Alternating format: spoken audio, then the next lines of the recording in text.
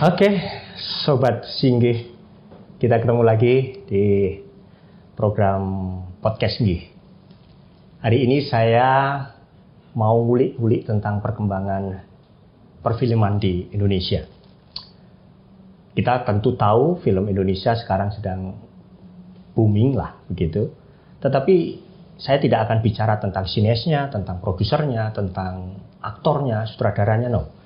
Saya hari ini lebih banyak bicara tentang konten. Dan senang sekali saya sudah kedatangan tamu istimewa. Beliau adalah Ketua Lembaga Sensor Film, Pak Romi Fibri. Saya boleh panggil Mas? Oh iya, memang masih muda, Mas. Thank you. Kalau sudah Pak hadir. Kesannya sepuh. Tak panggil Mas, Pak ya? Oke. Mas Romi, kita bincang-bincang santai saja, tapi berbobot dan bisa menjadi pembelajaran buat kita semua. Film itu bukan sekedar untuk hiburan, tapi juga memberi edukasi. Sebagai Ketua Lembaga Sensor Film, kayaknya sibuk banget ya Mas sekarang? Ya sibuk sih enggak, Mas, tapi rutin. Cuma rutinitasnya setiap hari padat. Nah, jadi wah, itu sibuk banget kan. Tapi ya. kok kelihatannya masih sempat nyanyi-nyanyi, saya lihat di itu harus. Oh, itu harus. Oh, itu bagian hobi. Karena untuk menurunkan tensi itu kita harus punya hobi. Ya, Mas Romi, kita bicara tentang perfilman. Tapi sebelum ke sana, Mas Romi ternyata jurnalis dan juga kalau background pendidikannya apa sih Mas dulu kok bisa saya dengar jurnalis? Waduh. Boleh tahu? Saya itu lulusan S1-nya Fakultas Kedokteran Gigi UGM. Wih lah, dokteran gigi. Terus sekarang dokteran LSF itu terus gimana nyambungnya? Ya semua nyambung, Mas. Semua nyambung. Dan nggak ada yang salah di. Nggak ada yang salah. Kuliahnya betul, lulusnya betul, kerjanya juga betul. Nah, jiwa jurnalisnya itu loh, dari mana mau ngutek-ngutek gigi kok terus sekarang jadi? Ya kebetulan saya kan kuliah di era 90-an.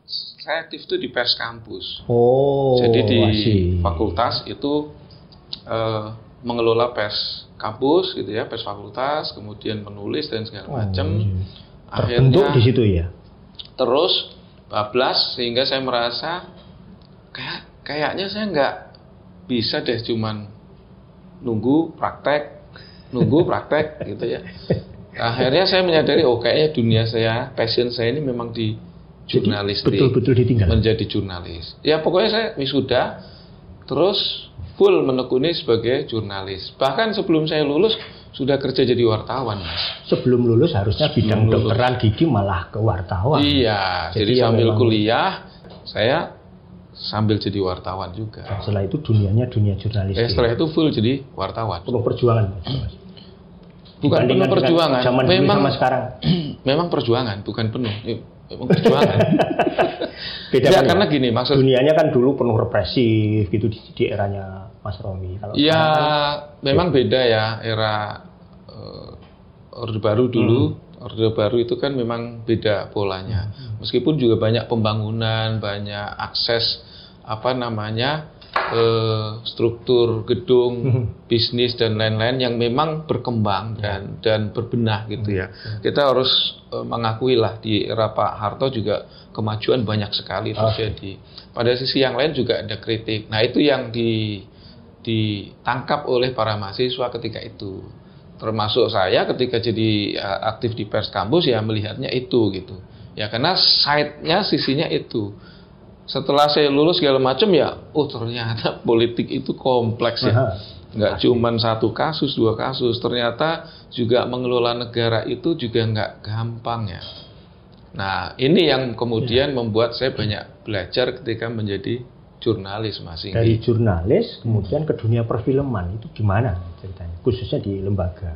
Wah, itu susah. Atau mengharuskan? Jadi LSF harus backgroundnya wartawan dulu? Enggak juga. Jadi LSF itu kalau di persyaratan undang-undang perfilman itu ada yang mewakili pertahanan keamanan, komunikasi, bahasa dan lain-lain. Jadi ada keragaman skill atau expert atau keahlian gitu.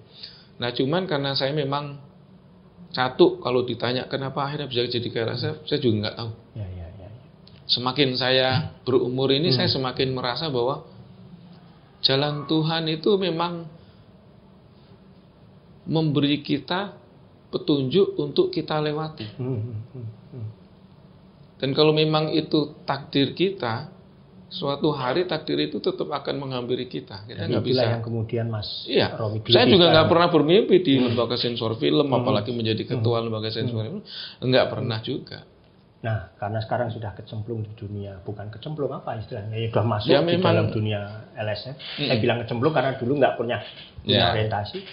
Kalau teman-teman pengen tahu sobat Singgih itu LSF itu apa, Mas? Secara sederhananya gitu.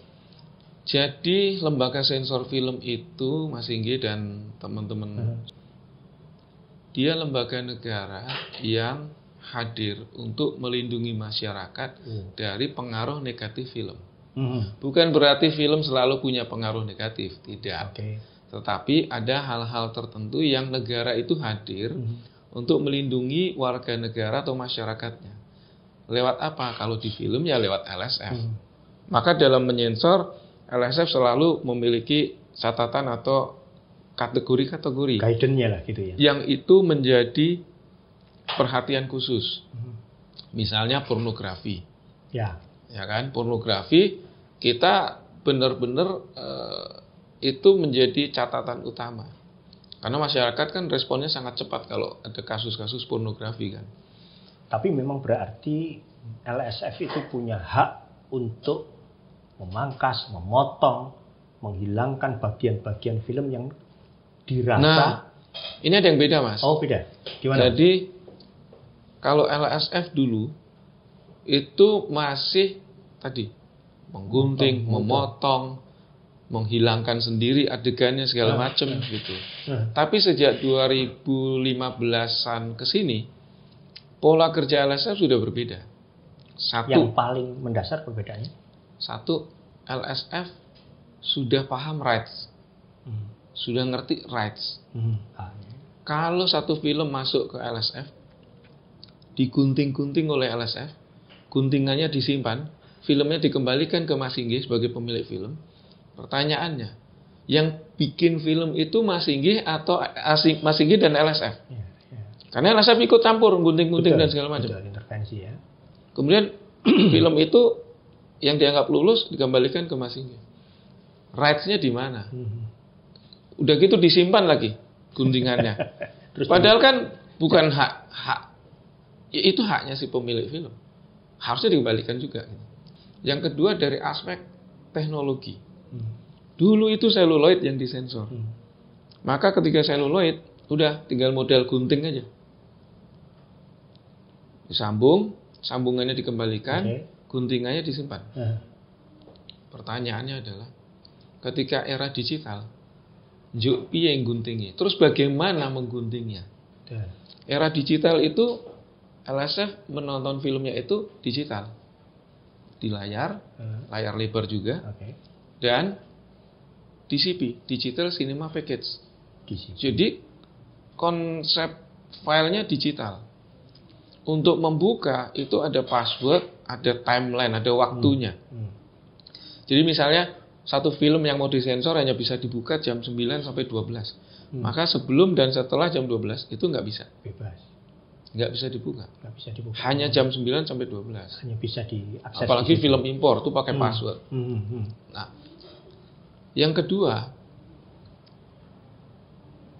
kenapa negara harus capek-capek dan invest duit besar untuk IT atau aplikasi audiovisual untuk yang menggunting-gunting itu tadi? Tapi gini Mas, faktanya kan daya kekuatan powernya LSF masih ada kan ya? Ada beberapa film, ya misalnya kita bicara porno aksi atau pornografinya gitu. Oh iya. Ada bagian tertentu yang sebenarnya asik, tapi kok kemudian asik lagi mau berciuman gitu, tiba-tiba cut hilang gitu kan, kadang-kadang menghilangkan mood penonton juga. Itu atau gimana itu? Nah, kalau kaitan itu mungkin dulu ya. Oh dulu? Iya. Mas Singgih mungkin angkatan dulu mungkin ya. Film yang ditonton film-film ya 10, Susana gitu. Nah, 10 tahun ke belakang. Ya lah. KKN Desa Penari ya masih nonton lah, tapi ya enggak yang sekarang. Nah, jadi kalau boleh saya bilang begini. LSF sekarang mengedepankan dialog. Jadi LSF itu nggak motong kan? ketika menyensor, kami ini melihat film. Kemudian kalau ada hal-hal tertentu, kami mencatat.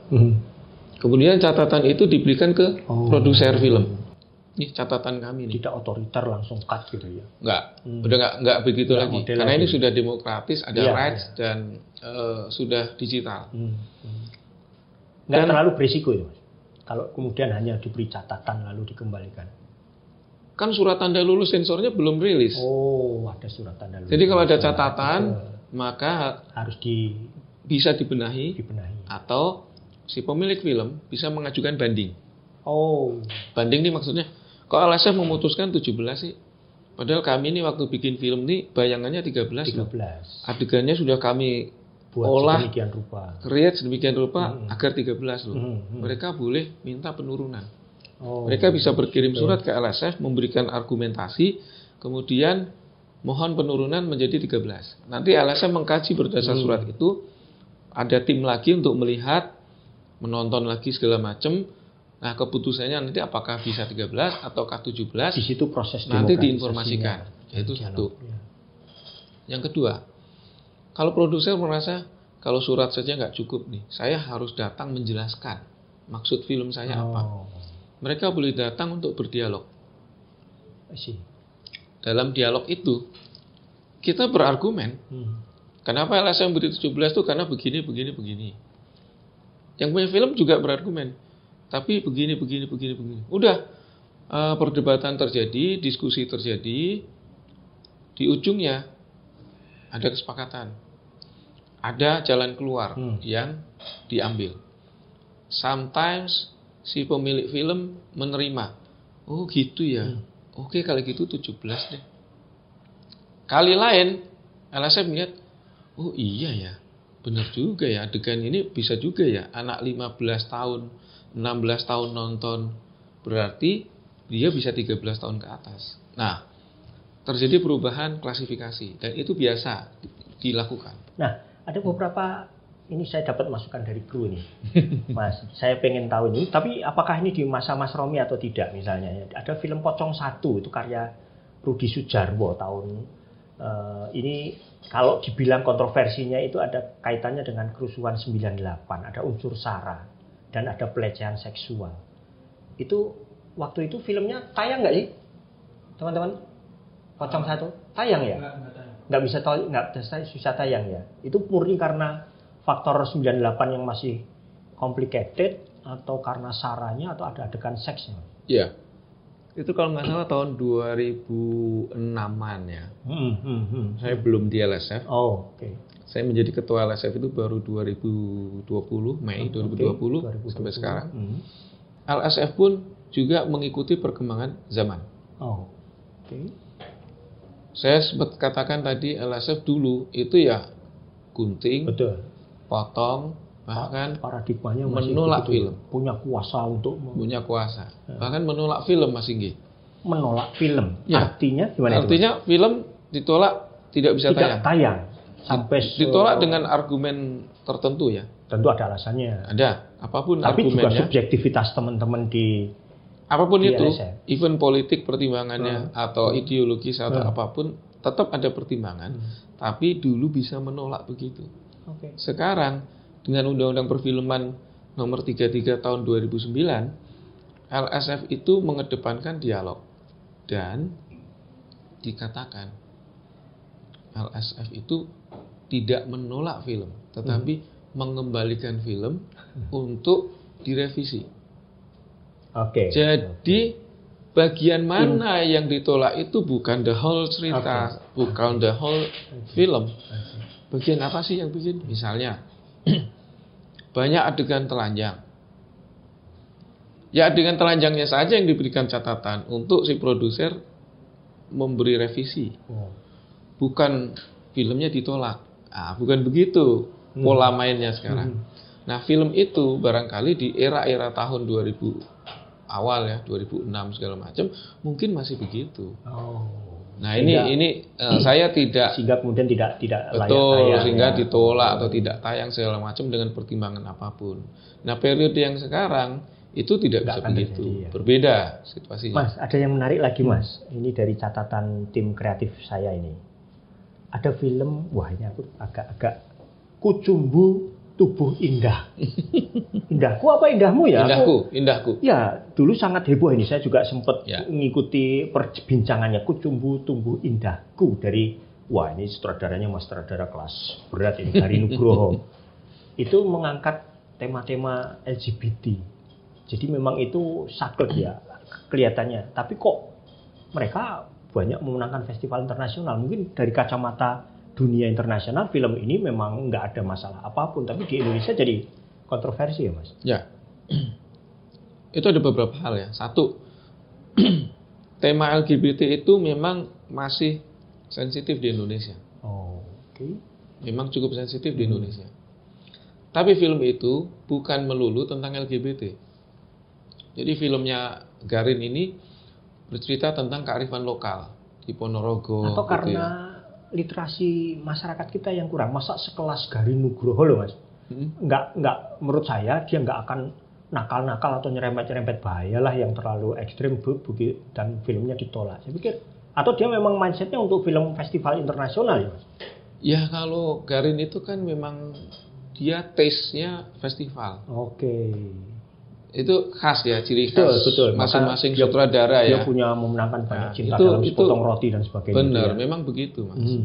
Nah, soal kearifan lokal tadi yang kebetulan area Ponorogo, ya memang ada begitu, Oh. ya kan? Jadi itu menceritakan kearifan lokal. Sebenarnya berbicara sebuah realita ya Iya, sebenarnya. persoalannya adalah tidak mengeksploitasi adegan-adegan itu, kecuali ada adegan LGBT telanjang kemudian dieksploitasi dalam sebuah gambar.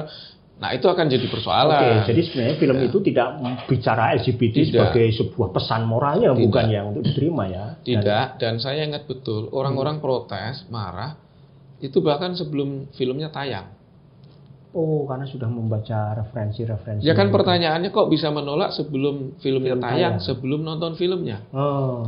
Nah, jadi ini tidak juga sulit. edukasi, literasi buat masyarakat, Mas Inggi. Betul. Masyarakat itu nonton dulu, baru berkomentar.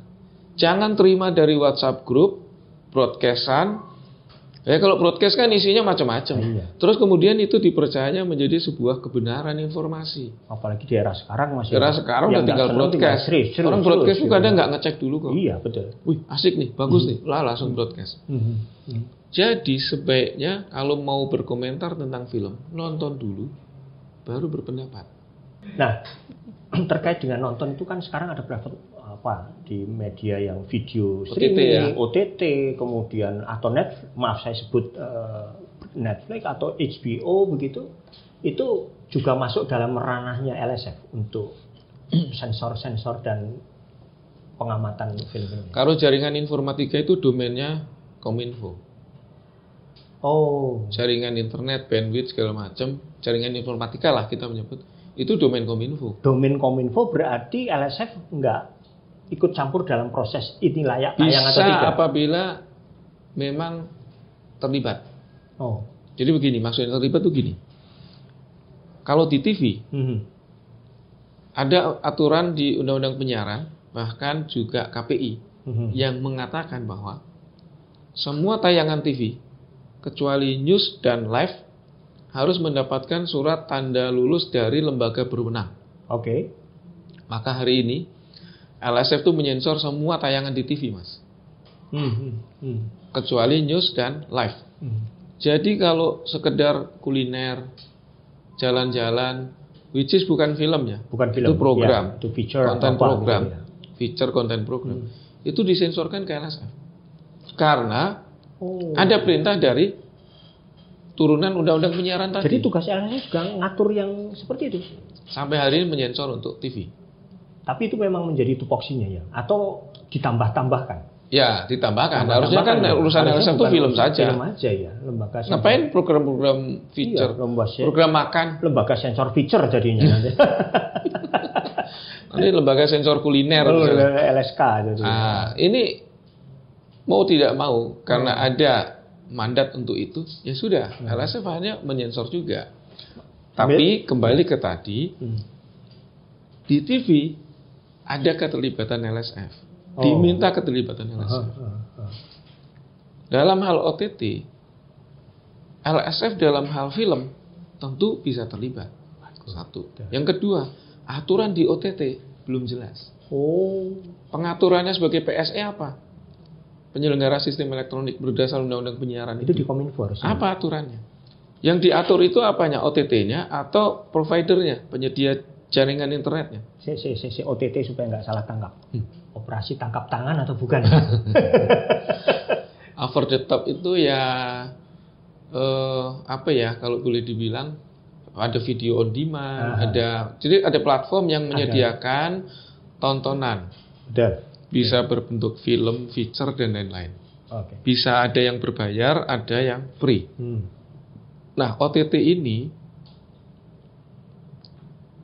ada yang free, ada yang berbayar. Persoalannya ini diatur oleh Kominfo atau enggak? Misalnya, sebuah PSE, penyelenggara sistem elektronik, which is OTT. PT-nya OTT itu, boleh menayangkan adegan pornografi enggak? Boleh. Berapa detik? Tidak. Seperti apa pengaturannya? Ini belum ada, Mas. Belum ada. Ini harus ada dulu. Upaya perbaikan. Yang diatur itu jaringan informatika di OTT-nya atau providernya. Misalnya begini, Mas Singgih punya provider, Singgih Vision, penyedia jaringan internet. Itu ide itu. Nanti ini tak siapkan nanti. Terus ternyata ada OTT yang dia menayangkan adegan pornografi, telanjang, murni, bahkan LGBT dan segala macam. Masyarakat ribut dong. Ketika masyarakat ribut, lapor ke pemerintah, yang mau ditegakkan yang mana? Nanti kalau ini mengatakan, Anda menutup saya pakai apa? Aturannya.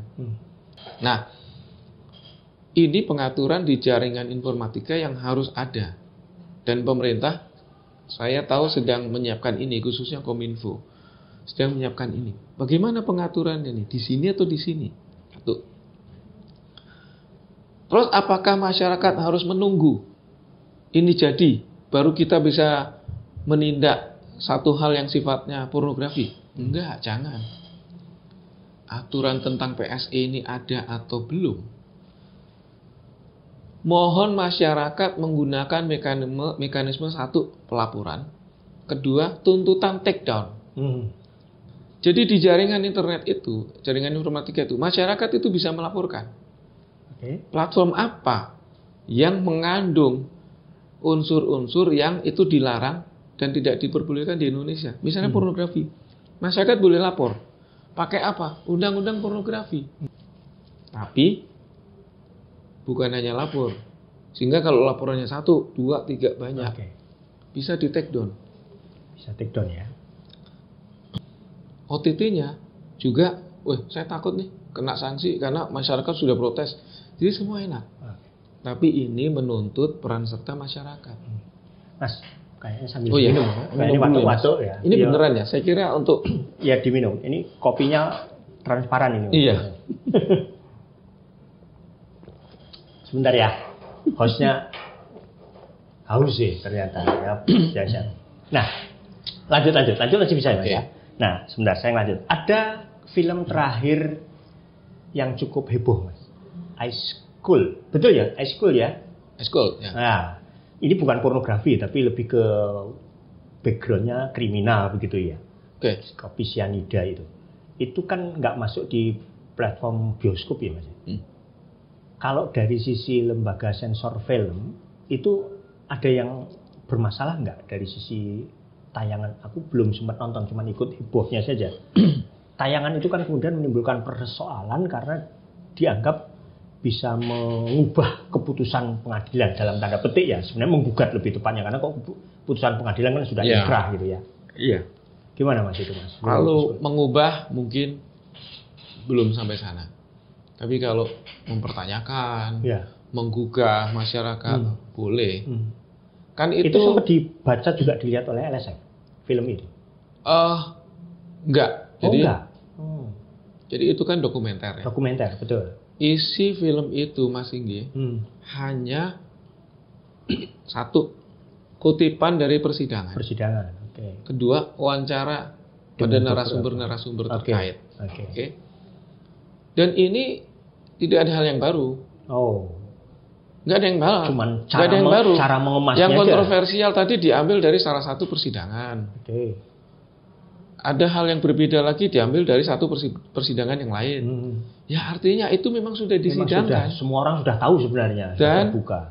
Suka atau tidak, mau atau tidak mau, sudah diputuskan. Tinggal pilihannya banding dan seterusnya sampai apakah misalnya gerasi dan seterusnya. Kan ada tuh kasasi, gerasi, segala macam. Nah dalam hal ini, karena film dokumenter ini hanya menampilkan kutipan-kutipan lama, jadi bukan novum, bukan bukti baru. Dalam asas hukum kalau ada bukti baru, bolehlah kasus itu disidangkan lagi. Tapi ini bukan bukti baru. Yang orang tuanya korban merasa si pelaku berbuat, di situ juga ditampilkan pelaku juga merasa masih tidak bersalah dan tidak melakukan. Sama seperti persidangan yang ada. Tapi kan masyarakat kemudian ada terenyuh, ada kasihan, ada simpati, ada macam-macam. Seolah-olah mereka kemudian teringat lagi, lalu kemudian mencoba ada apa di balik persidangan itu. Nah, betul. Meskipun Mas Romi itu ketua LSF, tapi kalau saya tanya sedikit tentang tren perfilman Indonesia nggak apa-apa ya Mas? Waduh. Aku kok melihat film horor jadi film yang lagi ikut-ikutan, atau sinias-sinias itu kehilangan kreativitas, atau sinias-sinias itu cuma pengen cari cuan aja gitu Mas. Kok film horor terus itu. Mungkin ada fenomenanya ya, dulu ada Pengabdi Setan, setelah itu KKN Desa Penari gitu. Ini film horor itu kenapa tuh Mas di Indonesia kok? Gini. Mas Singgi, kita semua tidak bijak kalau hanya menuding kenapa sih film horor? Oh. Kok film horor lagi? Nah, ini industri Mas. Oke. Kenapa ini disebut industri? Bisnis pertimbangannya. Artinya? Jadi orang yang bikin film, yaitu memang mau cari cuan. Nggak iya dong? Iya. Produksi masa film, ada orang mau bikin film kemudian dia rugi, filmnya nggak ditonton, udah nggak ditonton, rugi, nggak bisa berangkat ke festival, nggak bisa dikirim ke festival karena kelasnya nggak sampai. Tapi film-film horor kan jarang yang ikut festival toh Mas. Memang betul-betul orientasinya. Kenapa saya ngomong begini? Oh. Coba cek film yang menang di festival, film yang heboh di festival, belum tentu di pasar laku. Betul. Film-film Garuda Nugroho itu artinya ada dua garis di sini Mas. Kalau Mas Singgi sebagai sineas mau bikin film dengan arus ini atau arus ini, mau idealis. Boleh. Siapa yang bilang idealisme di film nggak boleh? Boleh, silakan. Mas Singgi bisa bikin. Larinya kemana? Nanti untuk festival-festival segala macam. Di pasar, ya belum tentu Mas. Jadi kalau ya kan? gitu, ini satu nih. Satu lagi. Okay. Yang kedua, aspek bisnis. Kalau aspek bisnis, ya dia bikin film biar laku, ditonton penontonnya banyak, kemudian profit, making money, bikin film lagi, profit lagi, bikin film lagi, begitu. Kalau Mas Singgi mau bilang film dalam konteks kebaikan, dalam film dengan frame negara, ya negara yang bikin dong. Lah iyalah. Masa kita mau ada bikin film tentang. Kalau negara yang bikin kayaknya nggak ditonton ya Mas. Tergantung juga sebenarnya ya. Kalau negara bikin tentu arusnya yang arus pertama. Kelas festival. Betul. Tapi siap-siap untuk kan tidak memang, dapat cuan bisnis. Ya jarang yang bisa menggabungkan ini. Ada mungkin tapi jarang. Sebagian kecil barangkali ya. Kenapa saya bilang begitu? Kalau mau bikin film yang begitu, ya negara yang bikin Mas. Iya. Kita ini kekurangan loh film-film yang punya perspektif tanda petik nasionalisme, kebaikan, sedikit sekali. Betul. Coba cek beberapa film yang film perang, perjuangan, nasionalisme segala macam di pasar dikit. Kalau dulu ada pusat produksi film negara gitu mungkin itu masih. Saya courtesy tidak mengomentari ya, artinya lembaga lain ya. Kalau lembaga itu masih eksis, Maksud saya begini, buat film-film yang berkualitas. Maksud saya begini, dulu PPFN, perusahaan produksi film negara, itu memang lembaga yang ada untuk membuat film dengan perspektif negara. Ya. Diperlukan nggak? Diperlukan dong. Misalnya begini Mas Inge, kalau Mas Inge produser swasta murni, terus saya mengatakan, Mas, bikin dong film tentang kejadian Sumpah Pemuda, agar masyarakat dan anak muda ini tahu bagaimana dulu Sumpah Pemuda terjadi melalui film, audiovisual, nggak cuma baca teksnya. Mau? Mikir. Laku nggak, ditonton nggak. Terus nanti kalau bikin hanya nanti kelas festival segala macam. Negara yang harus bikin. Tapi PPFN dulu itu zaman saya dulu itu sempat jadi hal yang luar biasa loh Pak. Sampai saya tahu PPFN itu filmnya apa? Film si Unyil Kucing. Dan makanya itu kan produksi film negara itu ya. Betul. Unyil dan lain-lain itu PPFN. Sebenarnya masih ada potensi sebenarnya ya untuk.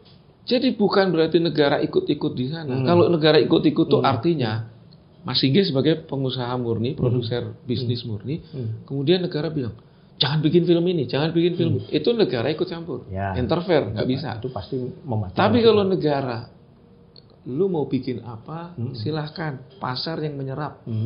Tapi kami ingin memberi tontonan pada anak muda Indonesia tentang sejarah Sumpah Pemuda.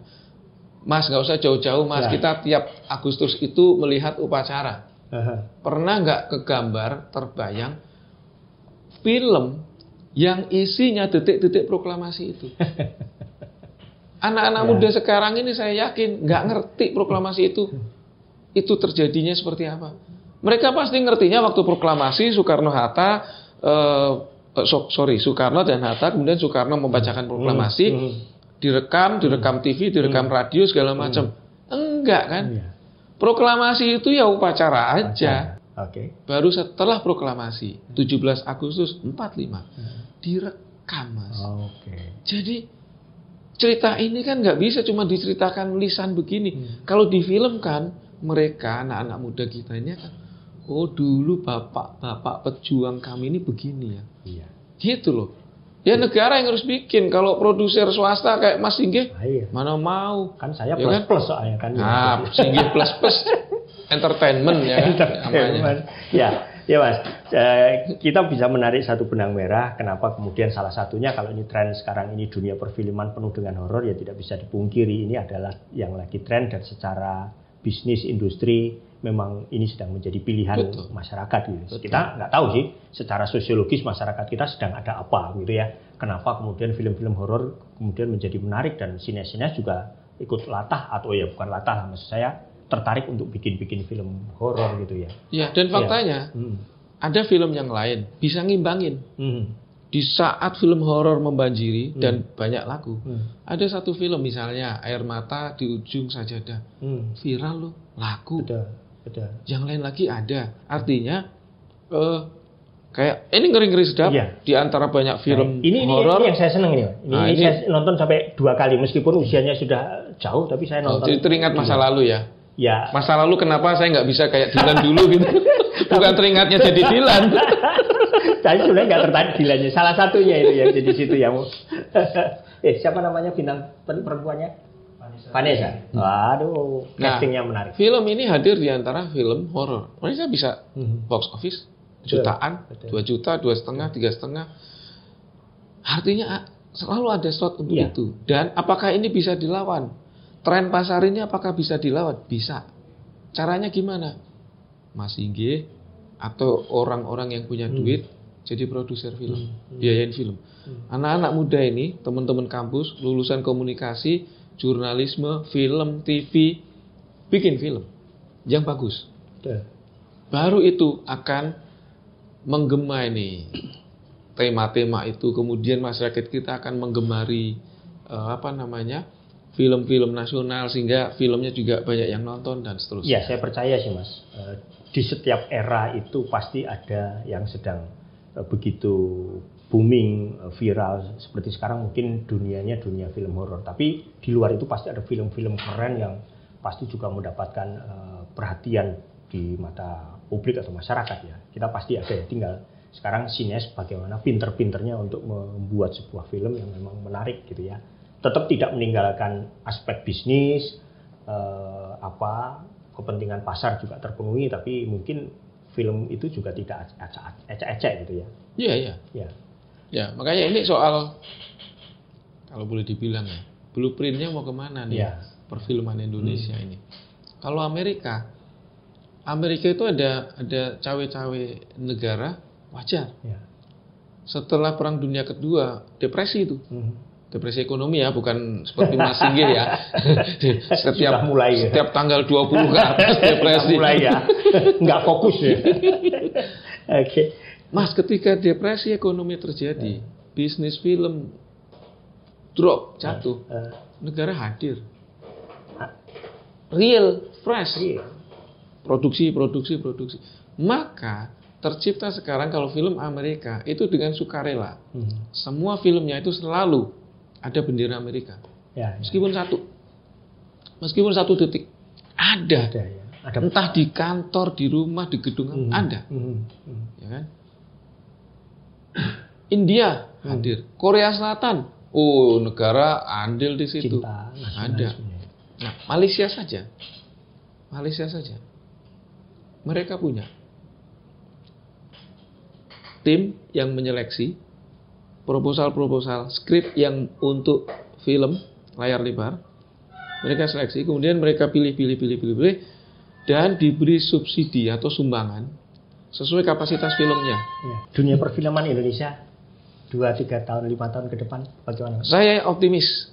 Film Indonesia terus akan maju. Berkembang. Karena kreativitasnya juga oke. Tentu kreativitas ya. Karena satu dari aspek cerita. Scriptwriter kita sudah banyak referensi kok.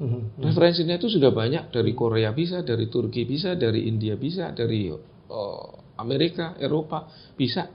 Sehingga dari sisi cerita itu akan lebih berwarna. Kedua dari akses teknologi.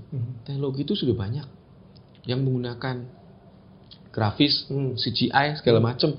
Jadi saya yakin film Indonesia ke depan ini sekarang sudah bagus.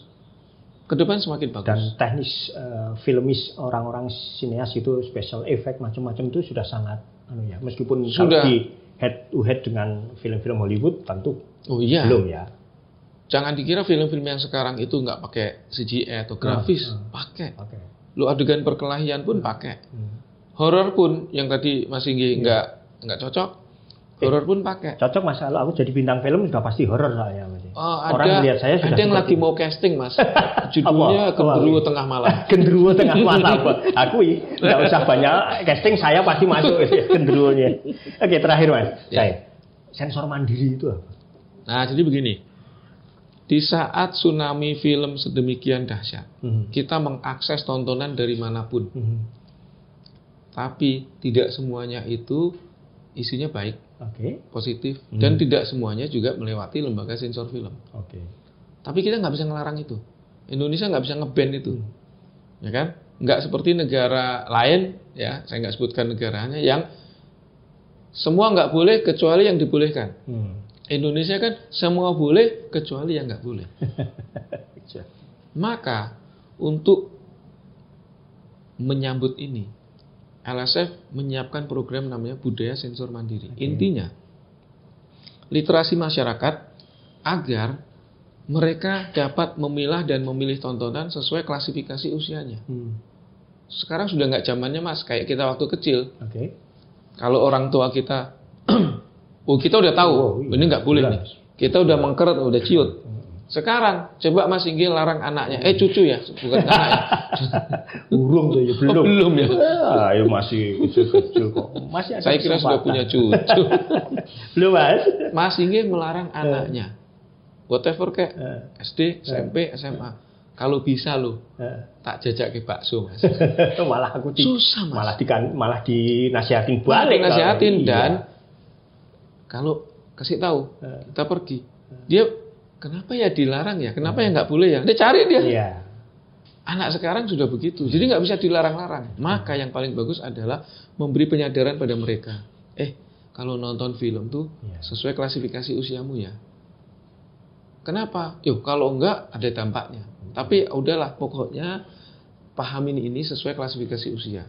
Nah, udah pakai begitu aja gitu. Iya, nggak usah terlalu banyak berdebat ini harus ini. Nah, iya. Karena anak sekarang punya logika berpikir sendiri juga. Kita jangan menganggap bahwa anak sekarang ini, waduh, bebas, wah, nggak bisa enggak. Oke. Jangan lupa, setiap orang hidup dengan zamannya masing-masing. Kita harus menyiapkan itu. Kita saja, Mas, kalau tidak berbenah frame kita, mungkin kita berpikir dengan frame seperti tahun 1980, 1990, yang sekarang sudah usang. Kita harus memperbarui diri. Makanya kalau Gibran juga mengatakan, anakmu itu bukan anak, dia itu anak zamannya. Maka kita tidak boleh mendidik anak kita seperti kita. Dia harus dididik seperti zamannya. Dunianya berbeda. Karena mereka yang nanti akan menghadapi dunianya ke depan, bukan kita. Nah itu, Mas. Luar biasa. Diakhiri dengan kutipan dari Khalil Gibran. Saya kira ini penting, Mas. Karena anak-anak sekarang kan hidup dengan dunianya, berbeda dengan dunia saya, Mas Romi, yang dulu orang tua begitu saklik, begitu powerful. Bukan berarti sekarang orang tua nggak ada perannya. Itu oke, Mas Romi. Waktu saya sudah habis, tapi sebenarnya saya pengen bicara lebih banyak. Bukannya tadi baru prolog pembukaan? Mas Romi habis ini mau pergi lagi gitu kok, saya udah diketik-ketik gitu kok ya. Tapi lain kali boleh lah kita ngobrol-ngobrol lagi, Mas. Siap. Oke, thank you sekali lagi, Mas Romi. Thank you, Mas. Baik, ya. Nah, Sobat Singgi, luar biasa hari ini kita boleh belajar bahwa pertama, lembaga sensor film itu bukan lembaga yang asal potong, asal cut, asal pangkas. Paradigmanya sudah berbeda. Jadi ada unsur bagaimana mengedukasi masyarakat supaya kalau menonton film yang berkualitas, pilihlah film-film yang sesuai dengan usianya misalnya. Ada sensor mandiri. Hari ini kita juga mendapatkan pelajaran penting bahwa untuk menjadi penonton-penonton yang cerdas, banyak-banyaklah melakukan literasi. Jangan berkomentar, jangan mengejek, jangan kemudian menjudge sebuah film itu baik atau tidak sebelum kita menyaksikannya. Dengan cara seperti itu kita akan terus bisa mengembangkan dunia perfilman di Indonesia. Sekali lagi Mas Romi, luar biasa. Kita sampai di sini program Podcast Nggih. Saya percaya program ini akan memberikan edukasi yang berharga, terutama bagaimana kita menjadi penonton-penonton yang cerdas.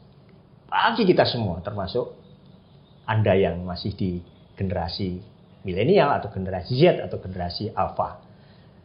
Terima kasih, matur nuwun. Kita ketemu lagi di episode podcast nggih yang berikutnya dengan tamu-tamu saya yang luar biasa. Dan tetap stay tune, nanti subscribe jangan lupa. Thank you. Matur nuwun, selamat siang. Ya, Mas. Terima kasih.